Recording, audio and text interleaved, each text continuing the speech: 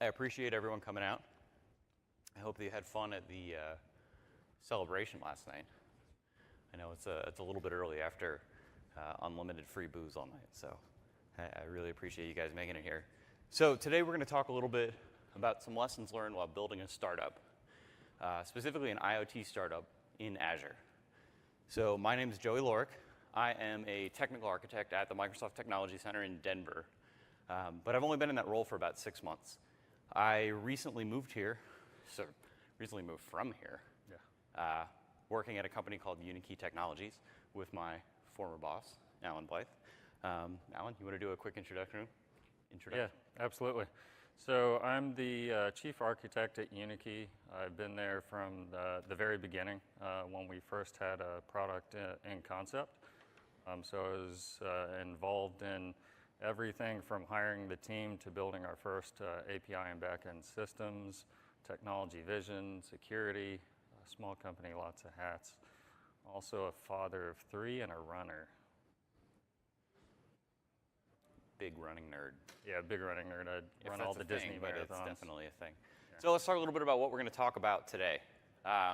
So in this session, we're going to cover really just getting started on the right foot, some ways to help launch a startup, also designing to scale. So UniKey was a pretty media-recognized company, which we'll get into in a little bit, and we knew we were going to have to scale really fast, so being able to plan for that. And then as we grew, moving to microservices. There was a lot of challenges that we faced that helped us go down a path that we knew that we needed to be able to split some of these services up. And splitting those services up, we knew we had to embrace DevOps methodologies, otherwise we weren't going to be able to be successful. We weren't going to be able to move fast enough. And then my last part that I'm going to talk about is some of the pitfalls of IoT, because suddenly you've got 10, 20, 100,000 devices out there that you run the code on, and you can do some really interesting and some really dangerous things doing that. And then we'll end up with where UniKey is today and a little bit about where they're going in the future. So let me hand this off to Alan to talk about a little bit about UniKey as a company and a little bit about the early history. Yeah, thanks, Joey. So everyone says startup, it means so many different things, right? I don't know if I could really call UniKey a startup today.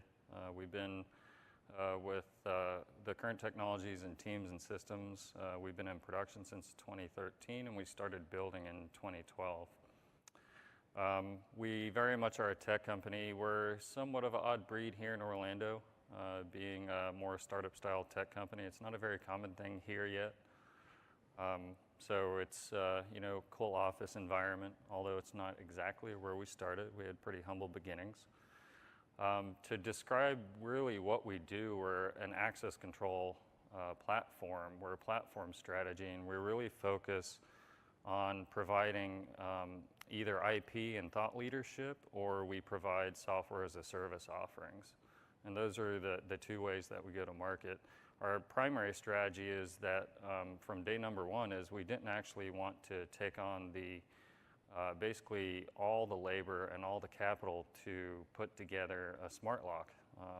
It's estimated that you need to raise $10 to $20 million to fill supply and distribution lines.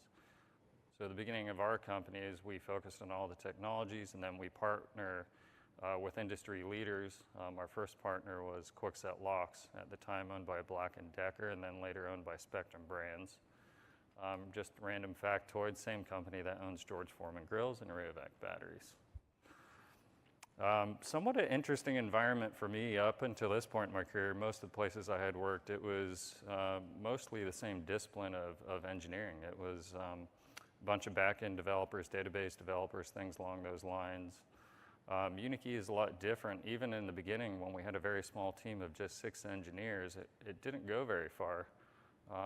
When you have mobile engineers, embedded engineers, back-end devs, electrical engineering, it's many different disciplines under one roof.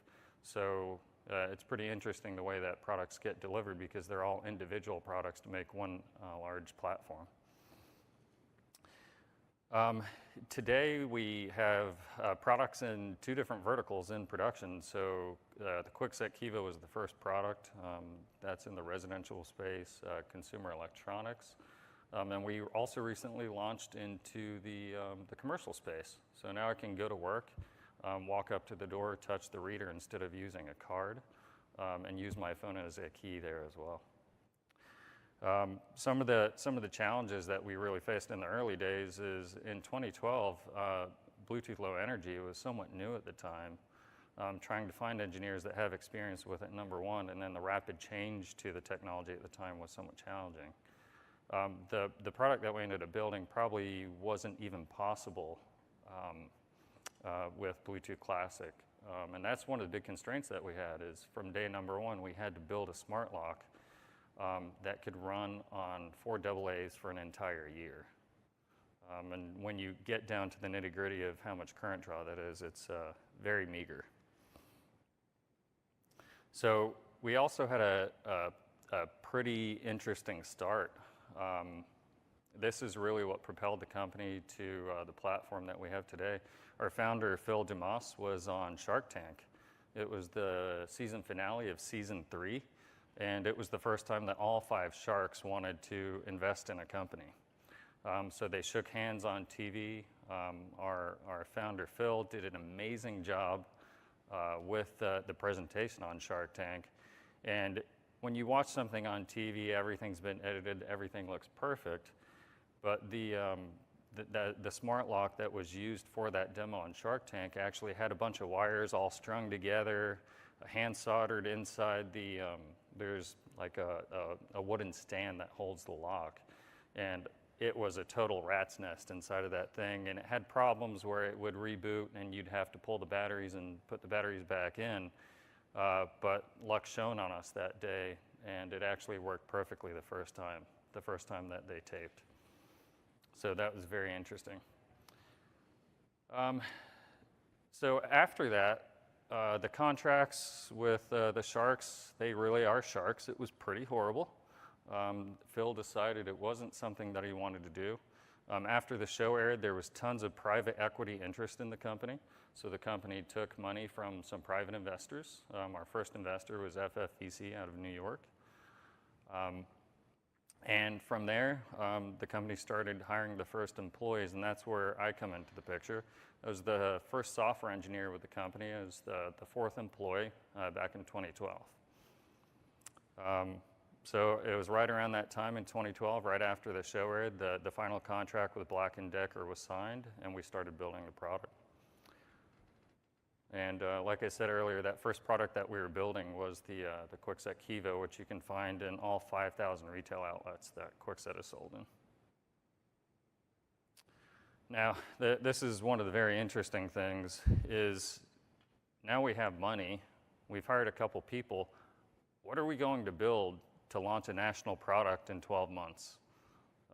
Pretty challenging problem, but very fun at the same time. Set the stage for you guys technology-wise at the time, and this is where Azure comes in. At the time, there weren't really any platform as a service offerings in any of the competitors in the space. So when I first sat down with the rest of the guys at the company, talk about, hey, so let's go towards Azure, and I'm actually sitting down with a Linux guy, a Mac guy, and a business guy, right? So it's not like I'm having conversation where Microsoft technologies are just broadly being used. So explaining kind of some of the difference of other partner offerings versus what Azure had at the time, Azure Cloud Services were pretty groundbreaking, platform as a service, and basically the sales pitch was, hey, if we put cloud services in place, I think with one developer, we can actually get all the way to production with these systems. So from there, the rest was history, and we started building.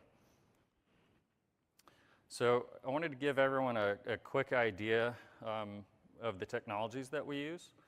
This purposely is the blended talk of some technology and some business, because we really wanted to give it a good holistic picture. So we're not going to drill into all the nitty-gritty. We're purposely going to stay at a fairly high level. But you can see where we started was cloud services, also using Service Bus, one of the very important things. We also implemented Redis, which we'll talk a little bit later. So that's where we started, and then where things going next is we were kind of growing with Azure, right? So as Azure introduced DocumentDB, which eventually became Cosmos DB, that came part of our repertoire. And then traffic manager is a critical piece for us as well, which Joey will talk a little bit about later. So what came next after that? Joey's going to get into Service Fabric and microservices a little bit later, but Service Fabric was the next thing that we started building a lot of our services on. Remember, we're a platform strategy, so we endeavor to build services once and reuse multiple times. And then what's coming next for us? This certainly isn't inclusive of everything, but we are looking at Service Fabric Mesh to get back to more of a platform as a service style offering. If any of you guys aren't familiar with Service Fabric, there's a heavy infrastructure as a service component to it where we did have to start building VMs again. And for our culture of moving quickly, that was a little bit difficult for us. So we're excited about Mesh. And then since Kubernetes is all the buzz these days, we're also thinking about that as well. And there are many different parts to our smart lock platform, right, to our access control platform. So there's probably a place for many different technologies. So with that, let me pass it over to Joey, and he'll talk about kind of some of the pitfalls of startups and how to get started. Yeah, so getting started with a startup is really difficult. 75% of all venture-backed startups fail, just outright. As a quote from Harvard Business School, half of all new businesses fail within the first 5 years, and 75% of all new businesses fail within the first 10. That's a really risky ecosystem to be getting into. So being able to do it successfully is hard. It's a big challenge. So one of the first things that we knew that we had to do is, just be prepared to jump into this ecosystem. And starting a new business is risky. Because they all fail, it's not just a chance of the business failing, but anybody that's a part of that business has risk. You're taking a huge, there's a huge opportunity cost just to participate in a startup. Just coming in and working, you're probably taking a pay cut. Maybe you're taking a lot of equity, but equity in what? You're taking equity in something you haven't built yet. You're really based on hope. And especially being in tech, the ecosystems are always changing. You could be working on something that somebody else is working on and launches first. And then lastly, starting a new business is really expensive. So typical Series A round is $2 to $10 million. And that's Series A. That's after you've already gotten a product that you can show that you want to market further. It's really difficult, but there's some really great ways to help. So what did we do as UniKey? And I'm gonna say we a bunch here because it was we. Now I'm with Microsoft, but it's a lot easier and just habit. So UniKey raised $1.1 million as a seed round in June of 2012. That was kind of after. I think Phil says a lot. It's like the Shark Tank episode aired, and then his phone just started ringing off the hook the next day. And that was enough to kind of hire some people, hire Alan, say, let's build something. We knew we needed to get something out the door. But really that money, that's not a lot. That's not enough to pay people for a long time. So UniKey raised another $1.5 million in May of 2013. And then based on just that alone, so $2.6 million, that was enough to launch the first generation of Kivo. Kivo, which is QuickSet's smart lock product, come up, touch to open. It's in all Home Depot and Lowe's and Best Buy. That was launched with what, like 5 or 6 people? So 6 people in a year on a little under $2 million. That's really impressive. And using cloud services, using platform as a service, leveraging startup programs is a way that we got there. UniKey actually raised its first big round, the Series A round, in April of 2015, which is when I joined the company, which was $10 million. So if you look at it, 22 months between the first seed round and Series A, that's really only enough to hire like 10 engineers at below market salary for Orlando. That's really, really tight. So one of the things that we did, we had a tiny office. Esteban's been there. I see you out in the crowd. Nothing glamorous at all. It was actually just in like a little strip mall kind of area. But one of the most important things is to hire self-driven people who really valued what they're doing. People who would live and breathe what your idea was. Starting a startup, if you just hire any developer off the street that just wants to come in and do their 9 to 5 and leave, it's going to fail. You have to hire people that really believe in the vision that you have and will work, I don't want to say work extra, but work very hard to make it happen. And then one of the next most important things is to leverage a network of connections to get into programs to help you. Find people who've done this. Phil made some connections from Shark Tank. Alan had some great partner connections that we leveraged, and just reach out to anyone that you can that can bring advice, because chances are almost everybody in the room is going to be doing a lot of this stuff for the first time, because it's a startup and it's something new. So why did we succeed? Kind of what I talked about. We hired a lot of driven, excited people, myself and Alan included. But I think when I came on, I was employee like 15 or 18, and man, we were crammed in that little room. I remember hiring somebody that I hired on my team. We had to sit him at a ping pong table for the first couple weeks of his job because we didn't have enough money for desks. Yep.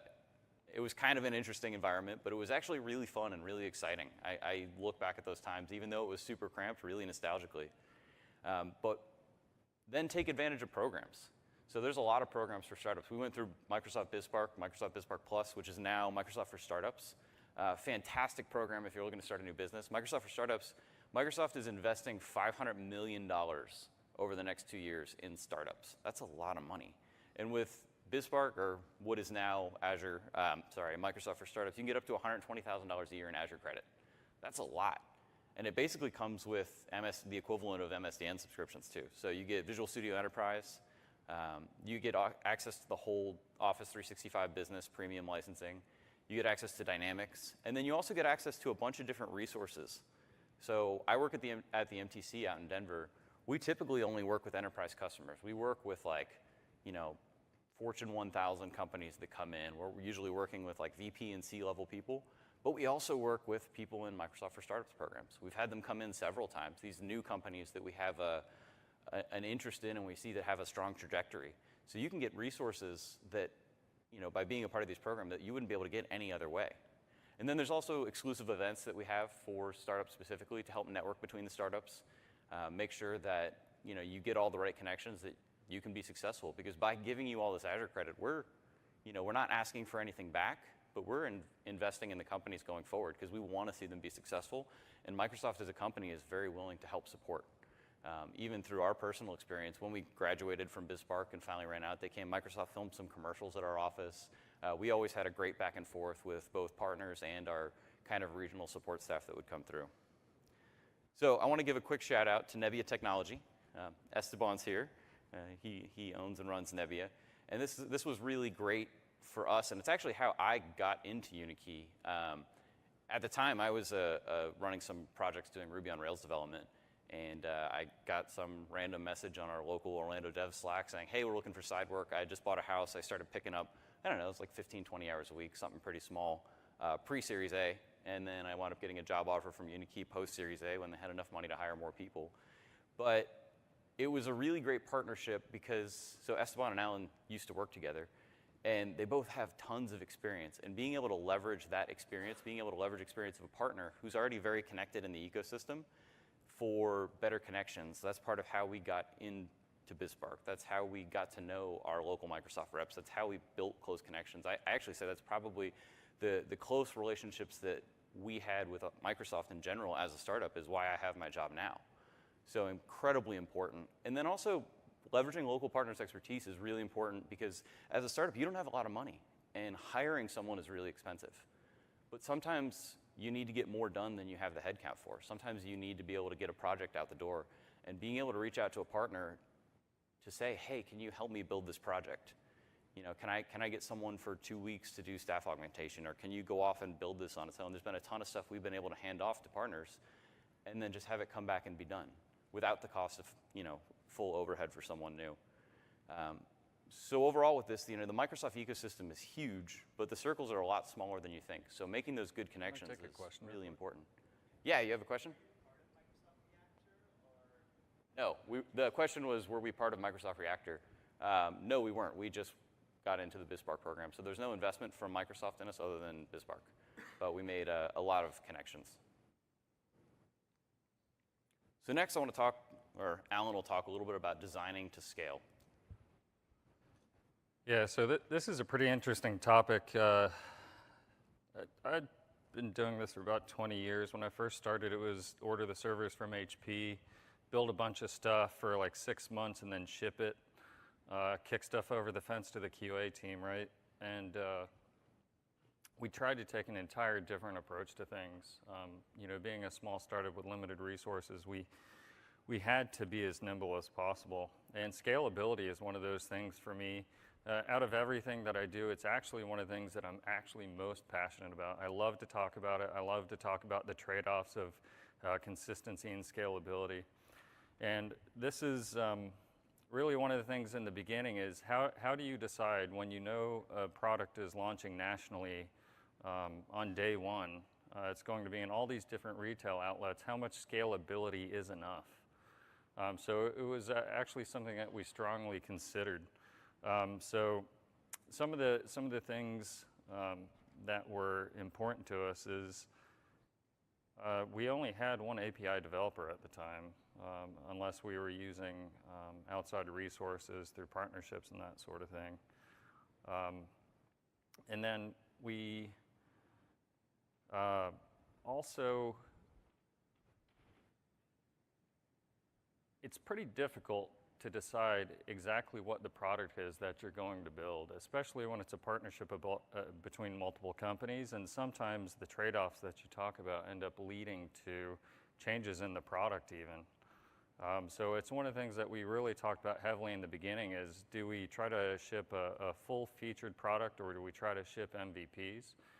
So we tried to make sure that we were always focused on just what our core competencies were and what was the true minimum viable product. We talked about PaaS a little bit earlier. It was actually absolutely pivotal to our success. In our early days, before we were in production, we were deploying at least 4 or 5 times a day.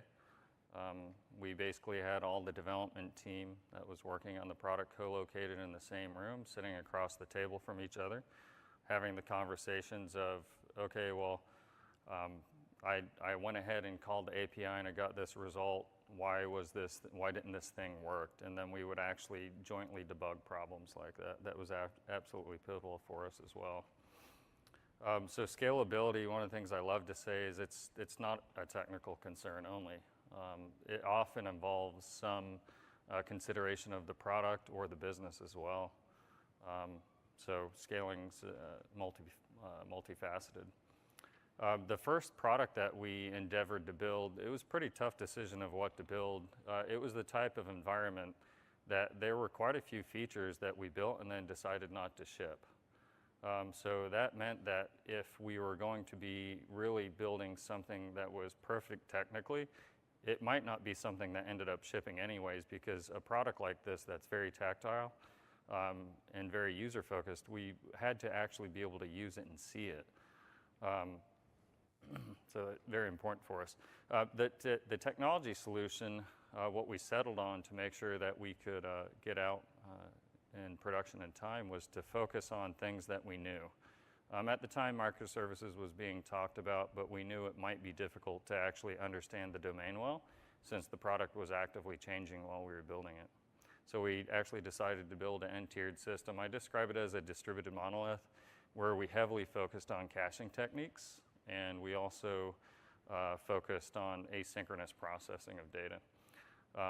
One of the most important tenets that we kind of set forth architecturally in the beginning is we would never be subject to third-party performance impacting our customers.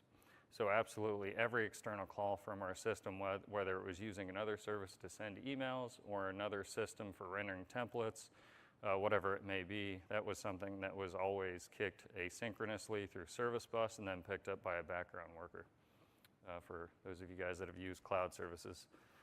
And then the last point is absolutely have to embrace distributing computing concepts. This first product that we launched, the QuickSet Kivo, it's not internet enabled, it's only BLE. It wasn't actually until 2 or 3 years later that we launched the Kivo Plus, which is basically an Ethernet to Bluetooth bridge. So when we talk about what is the trade-off of the usability of a product when it's not internet connected, it wasn't actually just for scalability to embrace these distributed concepts. It was actually for the usefulness of the product as well. So one of the very first things is we did want to make sure from day number 1 that we were scalable. So one of the big concerns that we talked about back and forth, had trouble deciding, is we did ship with cloud services and SQL Azure, and we did ship to production with a sharded database. And that was, it wasn't a system that was highly scalable when we first launched it, but we wanted to have enough of the technology pieces in place to be able to get there. And to make things easier for ourselves, as an example, we implemented a unit of work pattern within our code to make sure that sharding wasn't something that complicated development of the product as well.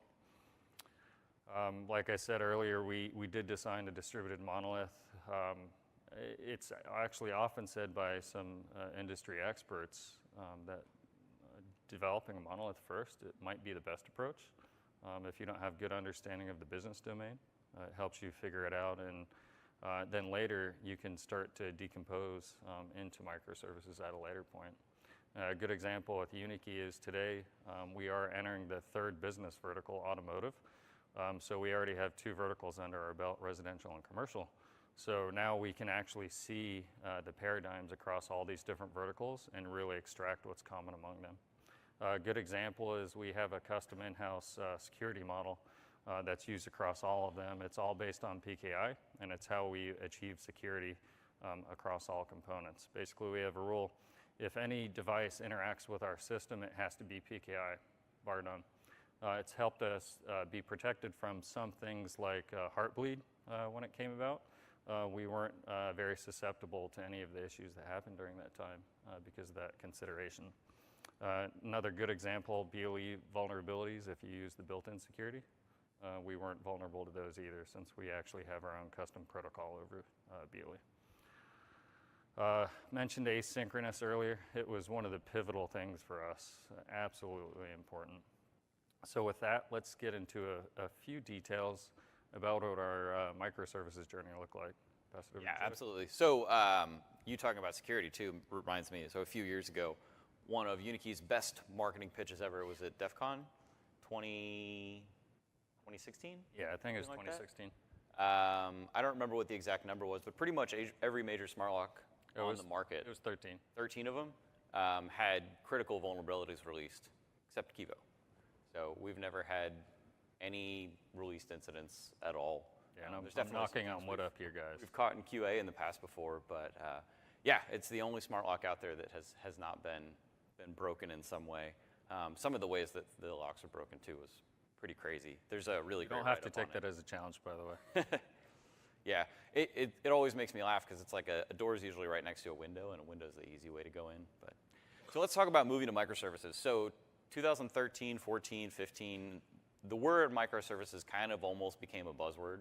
I don't know when it was actually coined, but it's been around for a while. But everybody kept saying, oh, you have to move to microservices, start in microservices. Even today, people, they hear Kubernetes and they think, okay, that means containers and microservices. And that's not really a good way to think.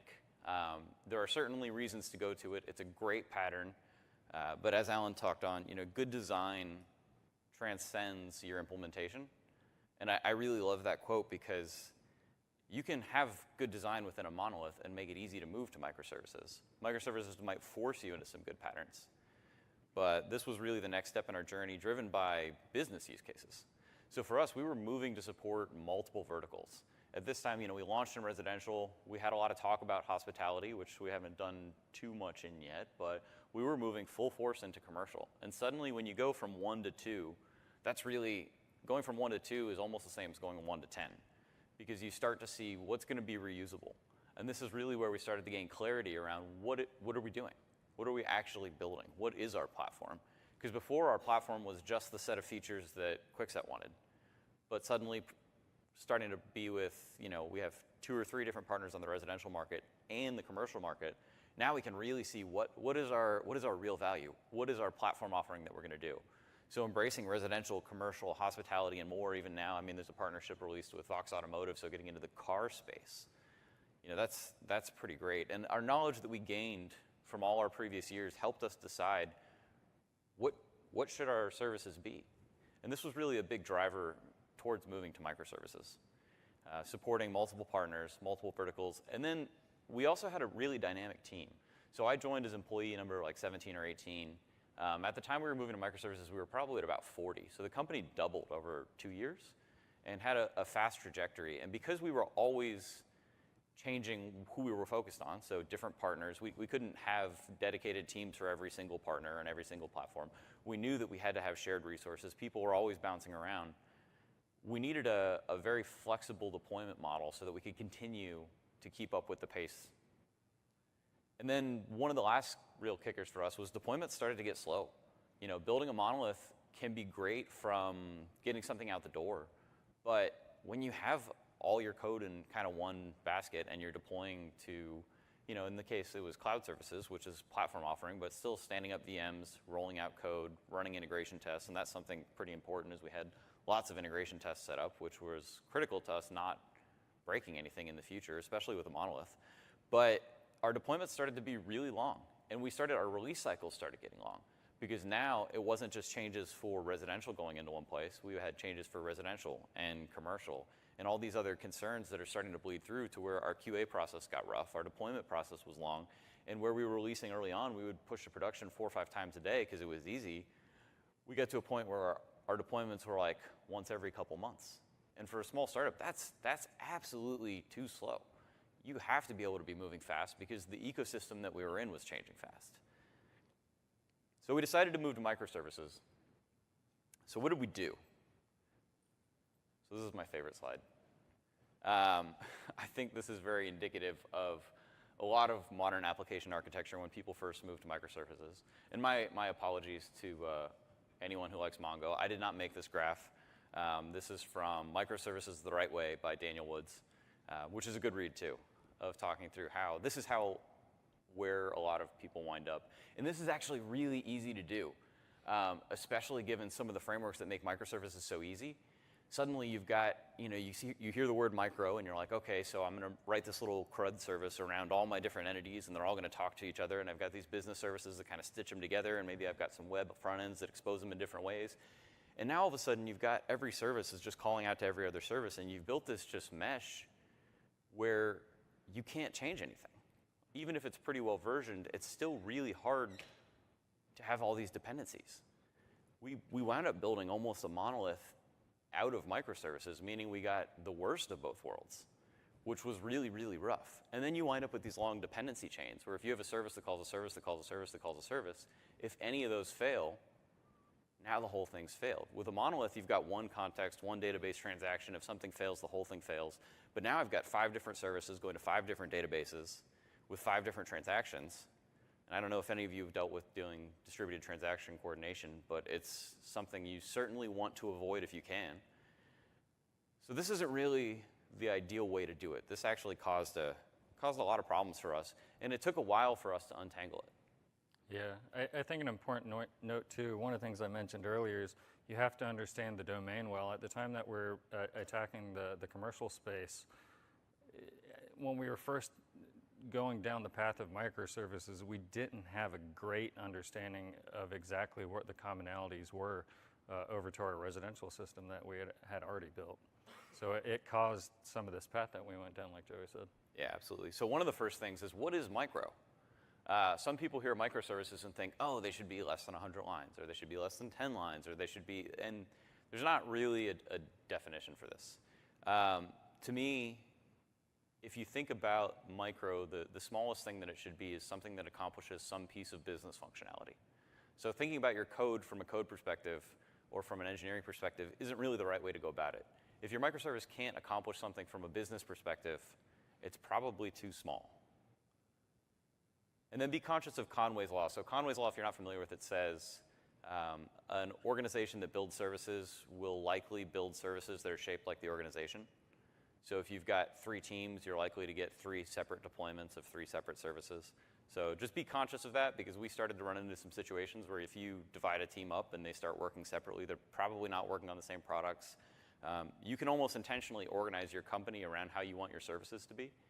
And it actually works really well, because if you have a team that's working on a microservice, and for me, microservices is really about deployment independence. If they're working on things that are independently deployable, then it's great, because separate teams, they can work fast. They're not dependent on each other. So just be conscious of that. And then consider domain-driven design. So domain-driven design is really just the concept of breaking up your business functionality, finding bounded context between these different functions. And that if you dive into it, it can become a good guideline for how to build your services. And this is what really helped us, doing some exercises around it, figure out how should we lay things out. What parts of our services need to be dependent? What parts of our services can be dependent but asynchronous? Where maybe it makes a change and then some message goes off and we don't care about what happens on the other end from the service perspective. But to accomplish the entire business task, there's this whole workflow that's happening.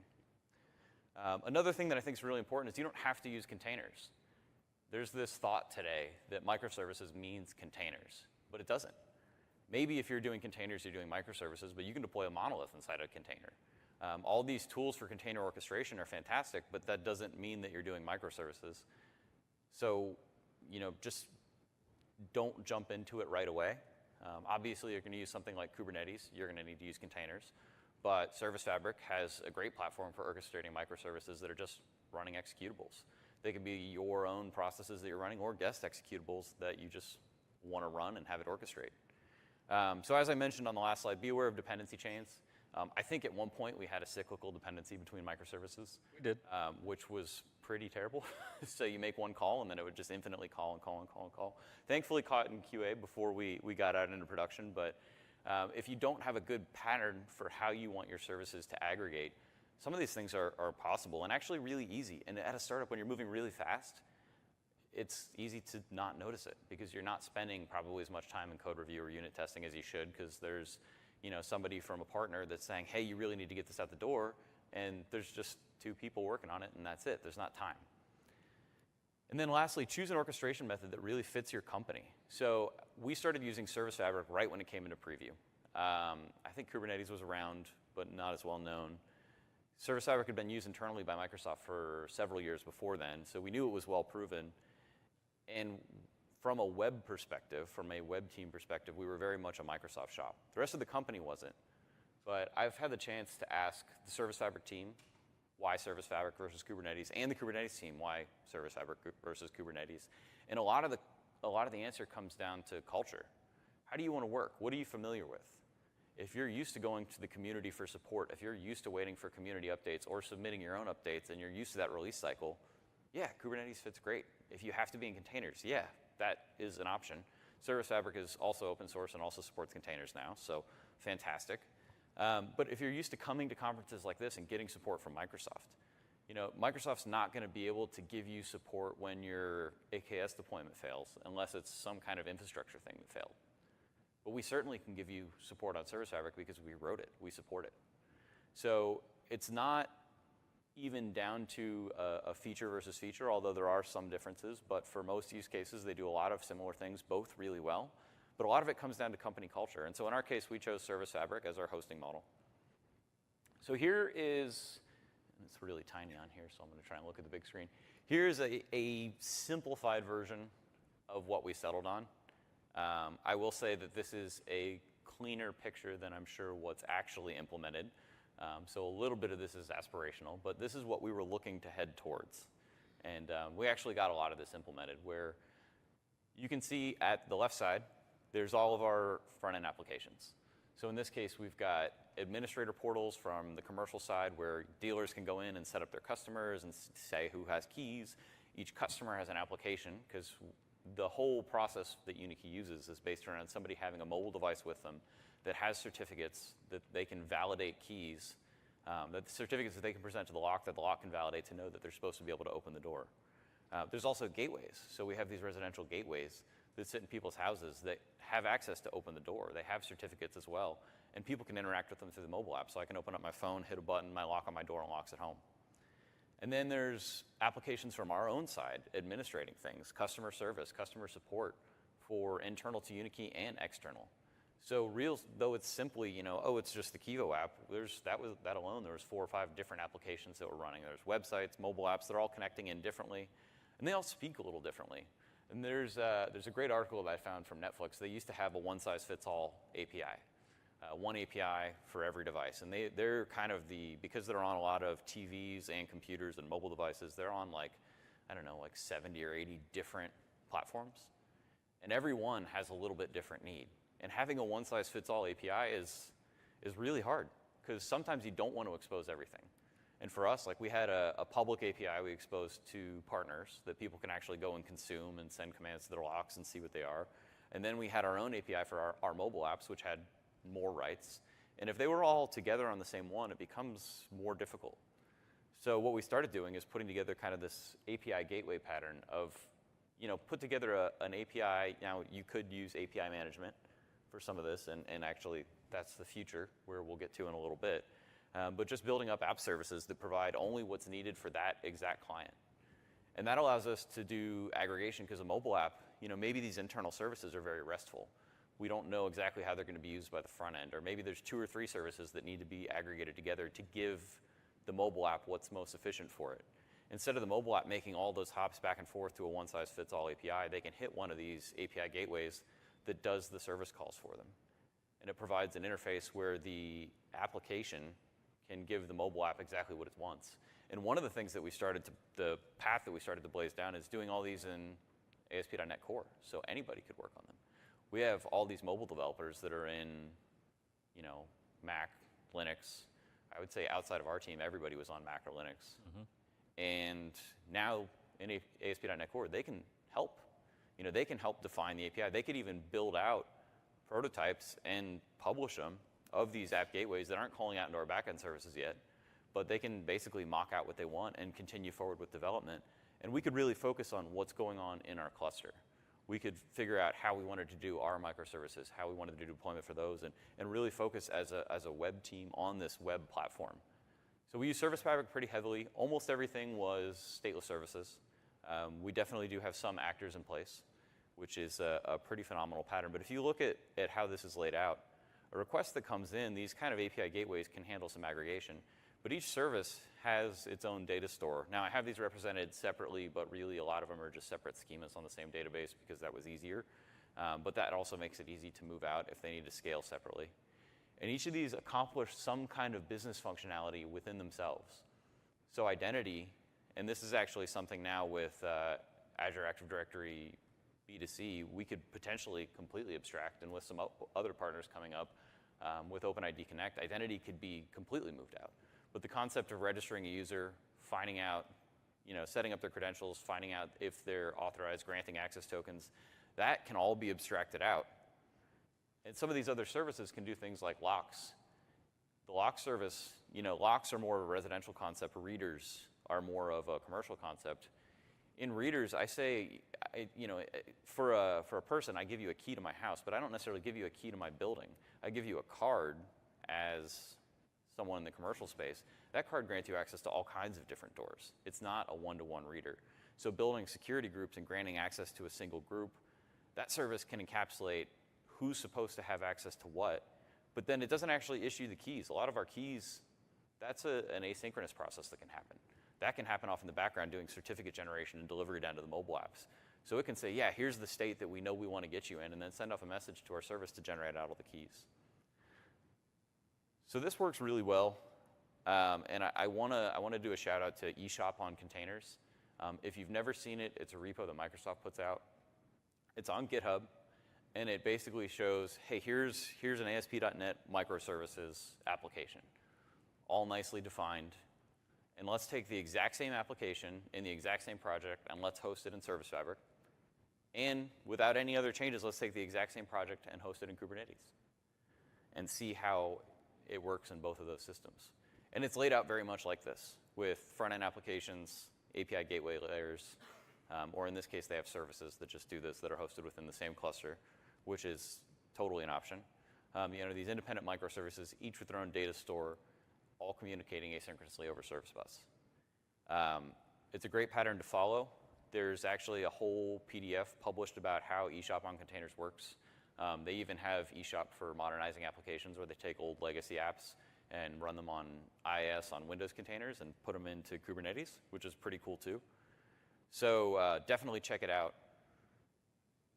But this is really my favorite pattern for implementing microservices, and this has let us go to a point where now somebody can work on identity and deploy an update to identity without affecting anyone else.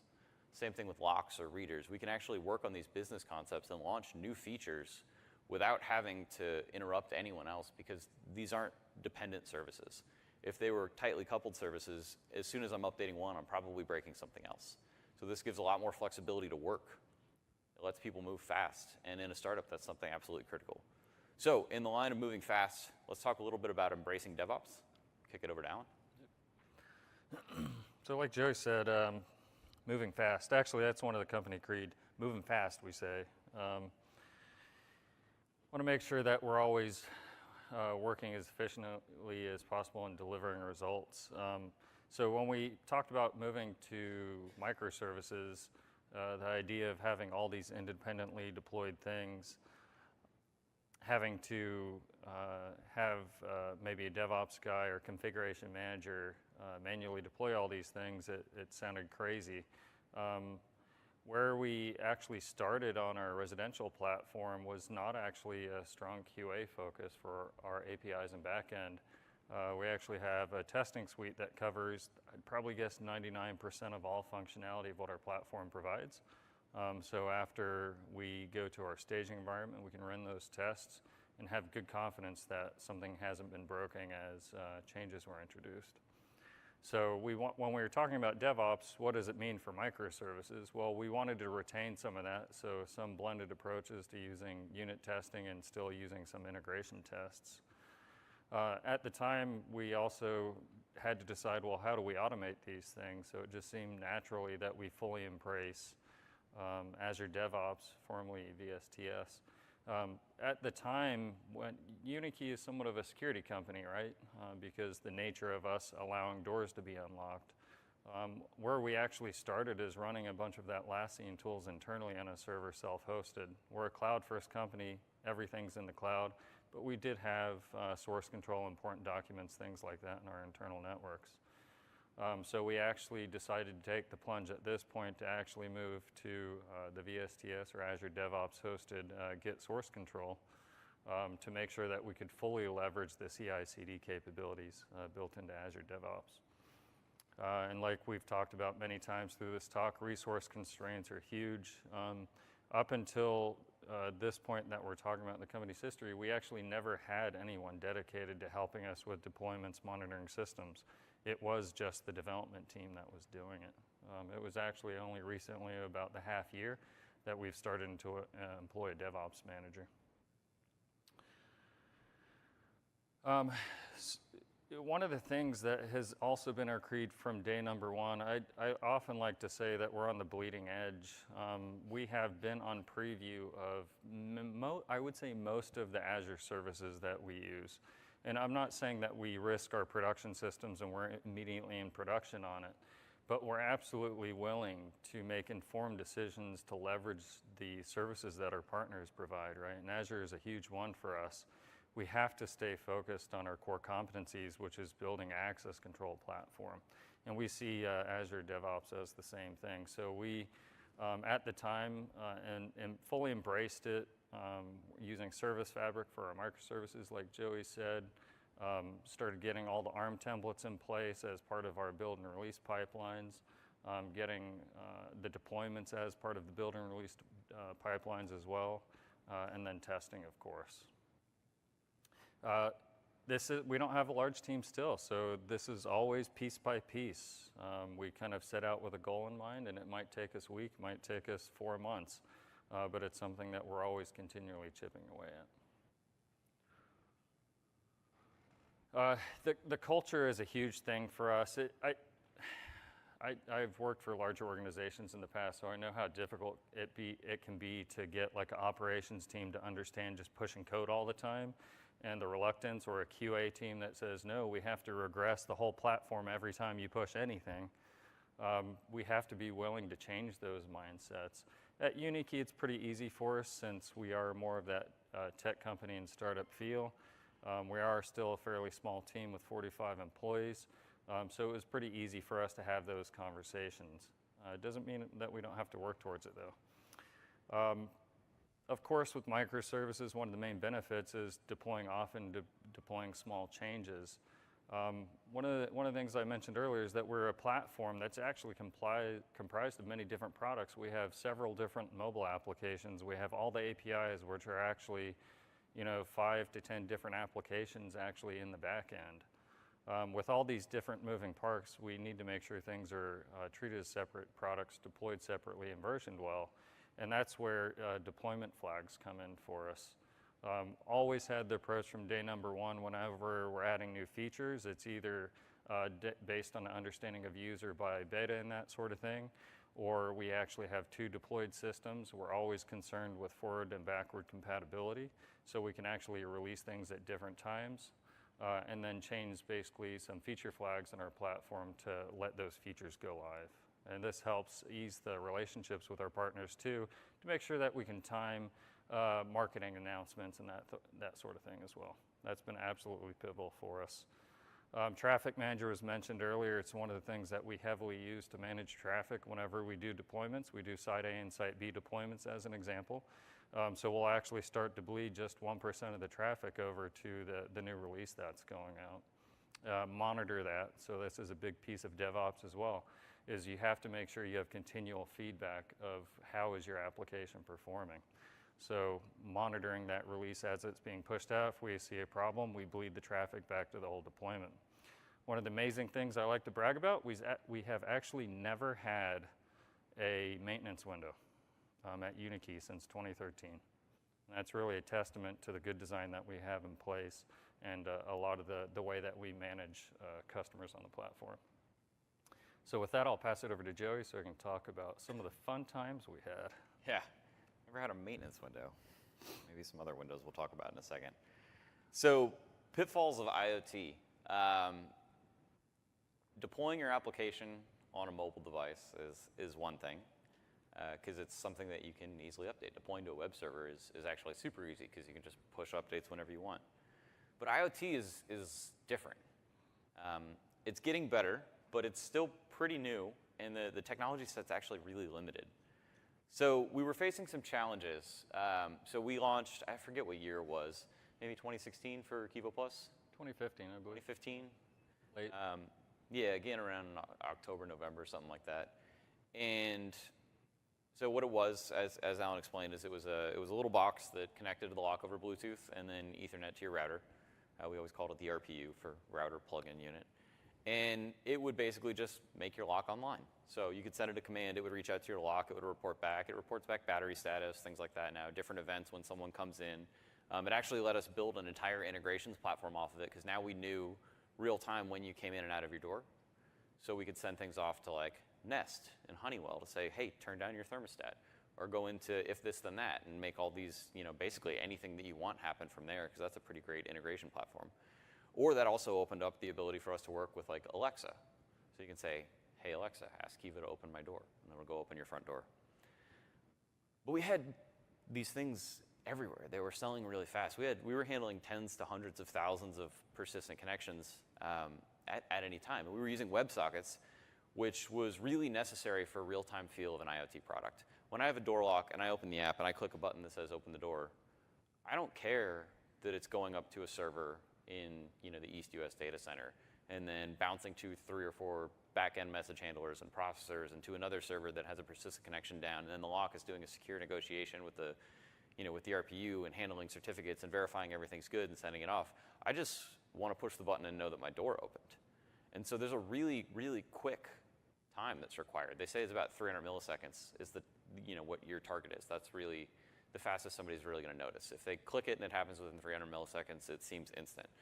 And having a persistent connection was the only way. We actually built this with a polling model early on, and it was like 30 seconds to open a door.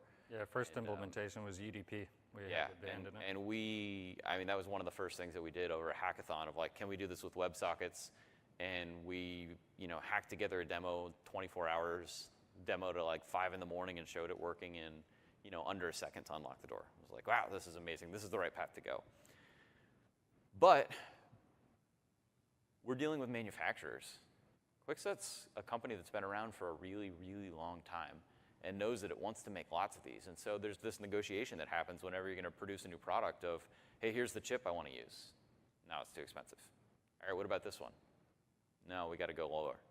And so we wind up with a lot of these embedded products where on the lock, yeah, of course we want the most low-powered chip that we can. I mean, they did some really amazing work with the original Kiva lock to make it work on 4 AA's for a year. And of that 4 AA's, 90% of that's driving the motor back and forth. Oh, actually, that's a good point we didn't mention earlier. The first QuickSet Kiva that we launched actually runs a 8051, which is an 8K RAM processor with 8 megahertz, if you can believe, and we're actually doing PKI on it. Yeah, so accomplishment. Regular crypto algorithms on these tiny, tiny machines that involve some handwritten assembly and stuff. Yeah, but we still circa 1985 technology, I think, maybe. So we got a much faster processor for the Kivo Plus, but still really, really, really underpowered compared to like a modern IoT platform that you would get off the shelf. You know, if you go buy, you know, any of the products that support like Windows Core IoT, you're talking that's going to be thousands of times faster. And because we were on these embedded devices, they're all real-time operating systems. They don't have all these things built for you. So we're talking about TCP/IP stacks that were pretty custom. There was a lot of things like TCP/IP was mostly there, but HTTP wasn't. And so they had custom libraries for doing HTTP retries. SSL was third party. We were using Wolf SSL because it wasn't even built in. It's not something that as an app dev that I even usually think about. It just comes for free with almost anything. It's mandatory. And then we had such low space for memory that doing things like DNS lookups, we could only do once. So with the embedded team, and I know that it's not the best choice, but to get things out of the box, they would do DNS when you first plugged it in and then kill all that code and not look again. Firmware updates were really slow, and they were pretty risky. You're dealing with updating firmware. There was a lot of effort put in to make sure that the bootloaders were still good, and there was always a factory image so the user, if it did get corrupted, could go manually reset it. But these are really slow devices, and doing firmware updates was a slow process. And then also, there's no WebSocket libraries written for any of these things. There were no WebSocket libraries in C++ for a real-time operating system. They just didn't exist. We had to write them from the ground up. So we were way, way ahead of the curve at the time. And you know, we're talking, this is a number of years ago. Now you can grab something off the shelf that makes this a lot easier. So this gets into my favorite part of the talk. Based on all this stuff, how do you DOS yourself? This is actually the part of what this started this presentation. I've wanted to give this talk for a while because this is really funny to me and sad, but funny. So distributed denial of service attack is basically when you've got people that are just reaching out constantly, hammering your servers from all over the place. So not one computer hitting you a lot, but lots of devices hitting you at the same time.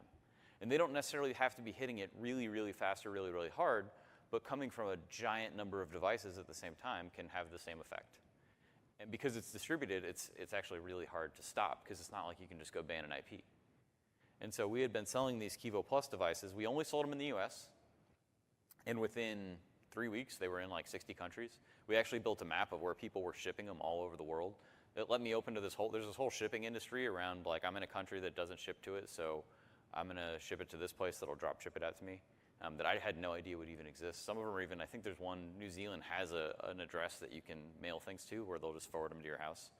It's pretty interesting. So a lot of things led into this, and I'm sorry for this slide being so tiny, but I'm going to try and read it. So DNS lookups only happening on startups due to memory constraints. The next one, a partly custom TCP/IP stack, including retry logic. At one point, we found that we were handling HTTP failures and TCP failures with the same code when they're drastically different things. So if the socket's just not open and you can't even rewrite it, yeah, you want to retry. But if you get a 500 back or a 503 saying, hey, service is unavailable, please slow down, it would just instantly retry it, the same as if it was just disconnected. And embedded development is difficult. You're talking C++ and C++ not on Linux. You don't have a lot of the normal system calls that you have available. It's very custom. So what they would do is if they got into a problem, the default was, let's just restart. Start clean. It reboots in like a second, so just let it start over. And then firmware updates were slow and risky. So as I said before, you know, we roll out firmware updates. You don't know if something's going to be corrupted without a great platform to handle firmware updates, which actually we did a lot of effort on to get it to be really, really reliable. But there's a little bit of risk every time you want to roll out an update. And if something did fail, a user could go manually reset it, but we don't want that to have to happen. So we would have a huge QA process around every single firmware update. So our time between firmware releases, like you can't just go roll it back if you break it. So our time between firmware releases was pretty long. We had a pretty rigorous process to go through. And then something that's an interesting thing is users are unpredictable and non-conforming. A user can come in, use your website whenever, but if you're writing code for IoT devices, they are perfectly predictable because they do exactly what you tell them to do, which sounds awesome until you realize they do everything in unison. So one of the other things that led into this, Azure Cloud Service deployments, we were using deployment slots where it stands up one set of VMs, runs your code for you. When you want to deploy, you deploy to a new slot, stands up another set of VMs. And when you say, yeah, I've run my tests against this, everything is good, swap the slots. And it just does a network level switch, and suddenly you start getting the new traffic. That was fine for us. Everything was good. We had to think about it. It was working great. But one thing I want to remind you is that we were using WebSockets, which changes things a little bit. And we hadn't really noticed it much, but that was causing a little bit of hiccup. And then scaling web services, or scaling cloud services specifically, was pretty slow. It's turning on new VMs. Turning on a new VM is like 15 minutes. There's a lot more, like scaling up an app service is a lot faster now. Using something like Azure Functions, your startup time, though it's a cold start, it's still like 10 seconds to start up versus 15 minutes is a lot to scale. So though it was scalable, it was not instantly reactive, like some of the things you might see now, like AKS with ACI bursting, which is just incredible. Oh, did I go too far? So all these things led into a really interesting situation. One Saturday morning, I woke up to my phone buzzing because, no, it wasn't my phone buzzing yet. It was a Friday night, and I was working on some code, and we were ready to deploy it to production. And we had it deployed to the swap slot, and everything was ready to go. But it was just really late. I don't know, we were here till like 8 o'clock. I was like, you know what, we'll pause. I'll wake up in the morning, run the tests again, make sure everything's good to go, and then I'll just swap it in. No big deal, do a deployment on a Saturday. It's a startup. Don't deploy on Saturdays, it's bad. So I wake up in the morning, make some coffee, everything's good. I go in, everything looks great, swap the slots, go about my business. Everything's good. My phone starts ringing. We had PagerDuty set up, which would call us and say, hey, you got problems.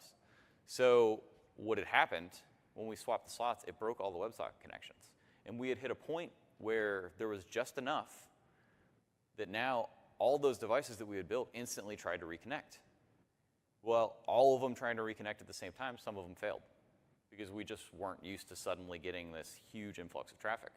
Suddenly we were going from handling, several thousand users at a time to like 10, 20, 30, 40,000 units all at the same time requesting back.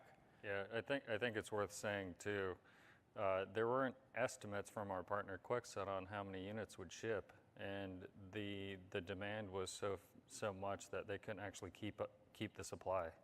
So we actually scaled to a much larger extent than we expected. So even some of our technical plans of putting some things in place to prevent these things had to be expedited. Yeah, absolutely. So we were in the situation where now we're starting to throw some 503s. Well, how do they react to 503s? The same way they do for TCP failure. Oh, just try again. And they would try again, and eventually they had a limit.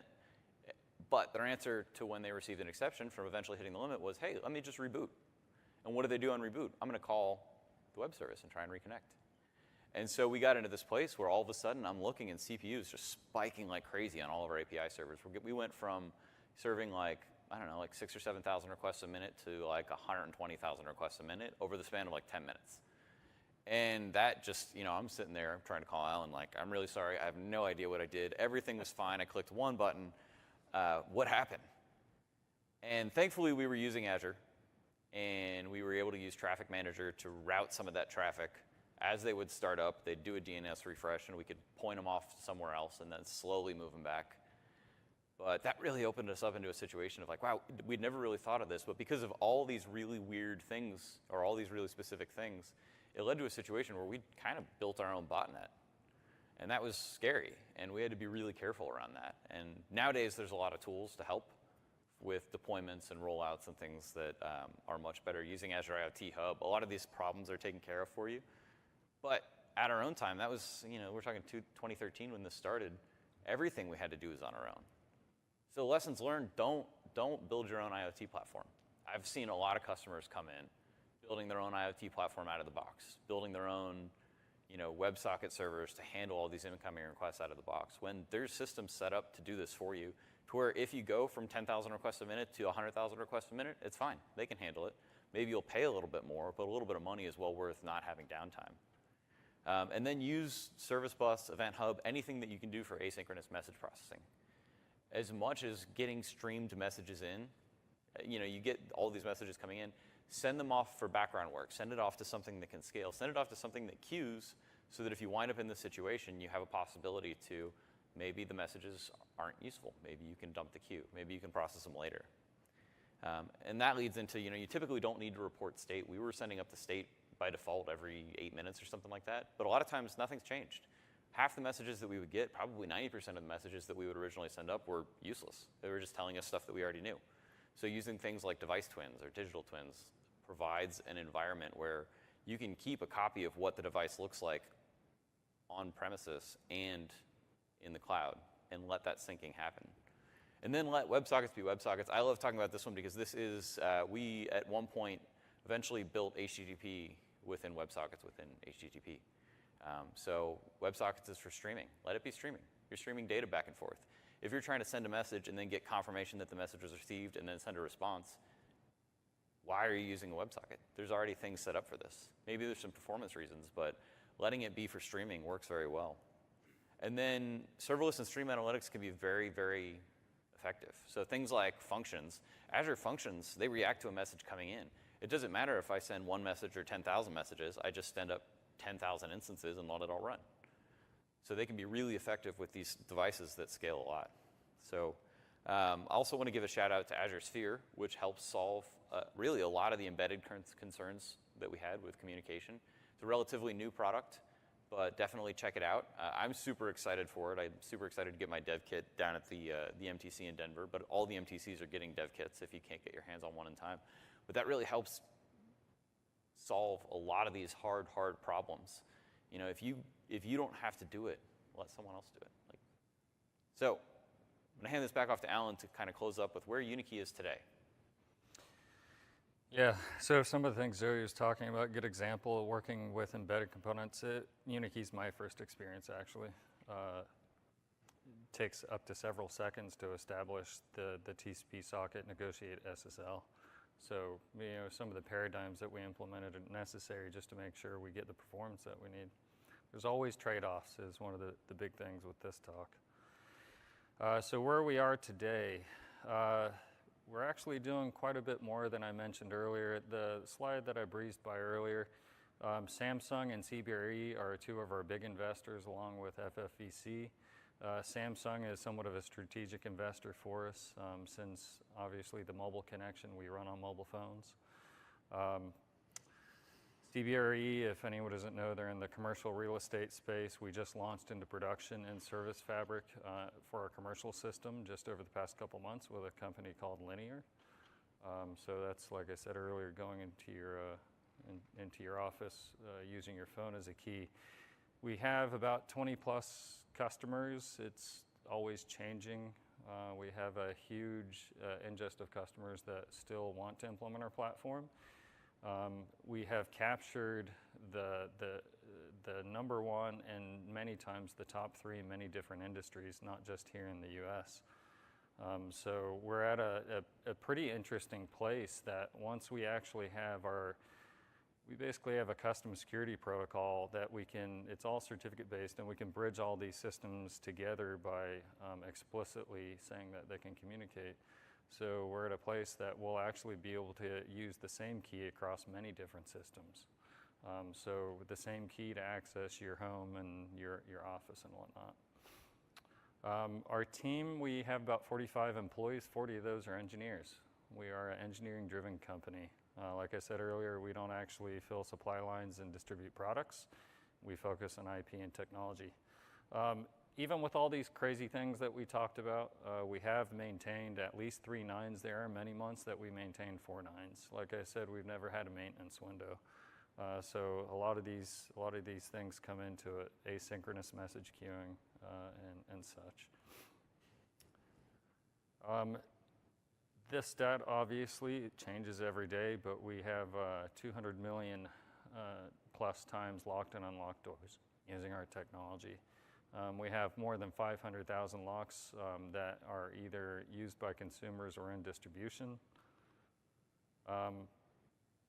We are a platform company, right? So build it once, use it many times.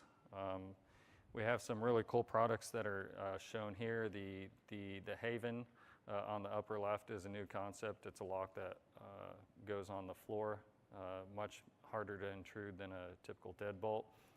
Just 2 weeks ago, we launched a product called Key Hero. So now you can go into every Home Depot location and back up your physical key. So you can take any key that's on your keychain, back it up digitally to the cloud, go back at a later point and get a copy of it. So now you don't actually have to have a physical copy of your key anymore. Like I said, that just launched a couple weeks ago. We have about 6 different products that have actually already launched to production with Kwikset as well. They have some sister brands, Baldwin and Wiser for the other countries as well. There's some new products like the Kivo Contemporary, where it's like a much more modern looking product than some of the older products. And then key fobs are one of the things that we support as well for many of our partners. So if you don't have a smartphone. The lock that you see on the left is by a company in the UK, #1 lock manufacturer there, ERA, and that's shipping soon as well. So with that, just quick wrap. Make sure you take advantage of connections, partnerships, that sort of thing. Plan for scaling, but don't do too much. I would always suggest try to change the culture to adopt new technologies as fast as possible, because the rate of innovation by Microsoft and other companies is so fast. And then the last thing that we wanted to really highlight is this was a ton of fun for us the whole time. So make sure whatever you guys do, enjoy it. And with that, I think we probably have just a few minutes for questions. Yep.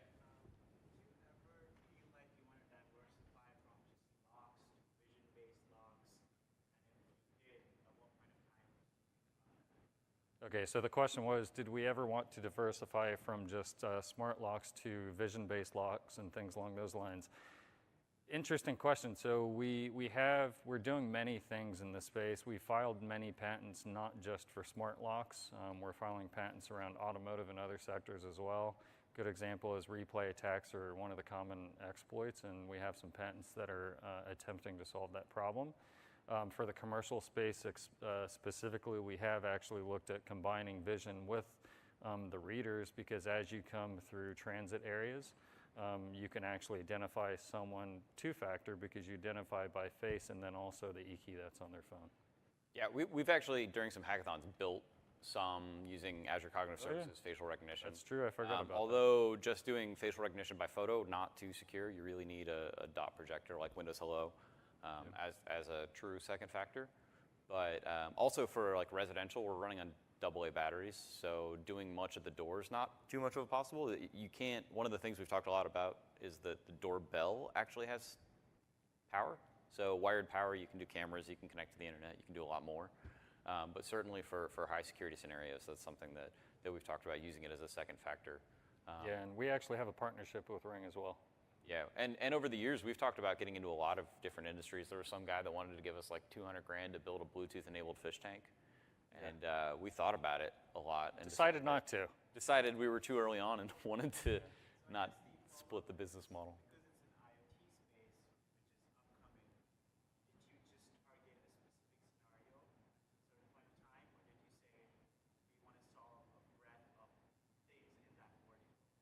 Yeah, if I had to explain the overall strategy, number one, it's a startup, so we have to prove capability, we have to get products on market, and then that propels us to the next products that we're going to launch. So I think going over the company's motto is to simplify life by revolutionizing the key. Yeah. And that's our why. So that's our target. That's what we hire a lot of people, and that's our goal as a company, and that's driven our decisions of how we've gotten into the different markets versus there's certainly in access control a lot of different ways that we could have gone or things that we could have leveraged to get into different industries, but that's what drives us. And hiring a group of people that will have fun doing this, helping revolutionize how keys are. It's gotten to the point where at hackathons, like we tore over Will's car one day. We ripped out the whole ignition system and built kind of the first Kivo-based wireless access control car where you could start your car with your phone. Just got in and had touch to open to start his car in his old Suburban. which somehow worked. And that's one of the Very things that we risky. do culturally for innovation is we do hackathons. So there's many times we're doing things across industries that we aren't even considering from a business perspective, but we're actually investigating just what the technology might be. One of the huge things is there's a large amount of expertise in our team in the embedded side and on the Bluetooth side. So that is one of our core competencies, is actually focusing on Bluetooth specifically. But the security protocols and everything that we built are protocol agnostic. It's something that could be implemented over NFC, over TCP/IP and such. Yeah. Any other questions? No? All right, well, thank you all for coming. Yeah, I appreciate it. hope you had a Thank great you. Ignite.